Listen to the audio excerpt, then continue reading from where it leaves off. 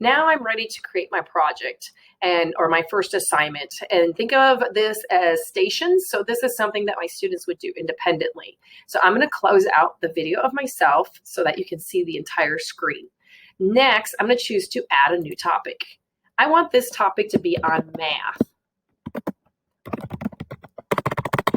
And this one's going to be math facts. So I put math in the front so that I know that's what the topic is going to be, because your students will see all of your topics. And so you want to identify them by subject area or however you feel fit. But I just think that's an easy way to do it.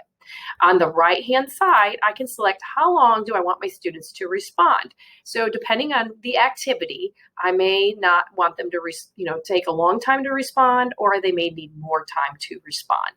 This might be also an activity where they don't need to respond online, but rather on paper. And so that's okay too. So I'm just going to put 15 seconds because this particular activity, they are going to write it down on paper. Next, the prompt is where I'm going to put my directions. So all my details are going to go in here. One of the things I learned with students and working independently is they struggle with it.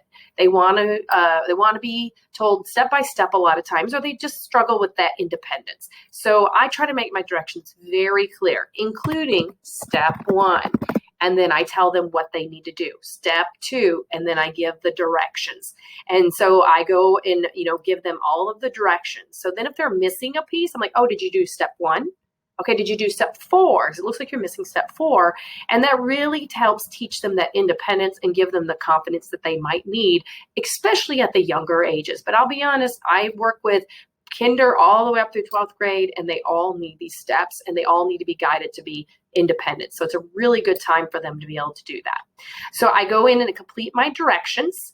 This is the cool part. I have some options down here. Now I'm going to keep it simple for the sake of this video and being new. So let's say you just want to add in a fun Jiff. A Jiff is the picture where the people are moving or whatever it might be.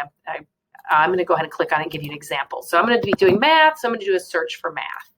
I click next, and it gives you, here's an examples of Jiff. So that gives you a better idea what they are.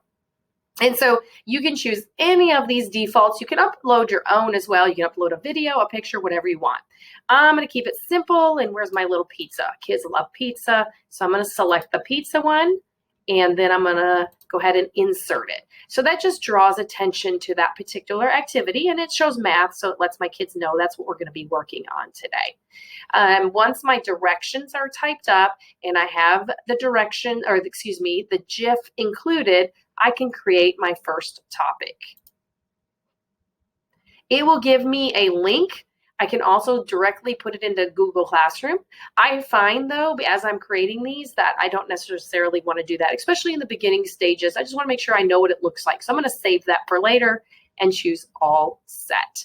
Oh, and before I forget, I apologize. I want to show you the share QR code. So if your students have access to a webcam or a phone or an iPad, they can scan this code right here. You can download it and print it off for them. It makes it super easy because all they do is scan the code and boom, it takes them right into your activity.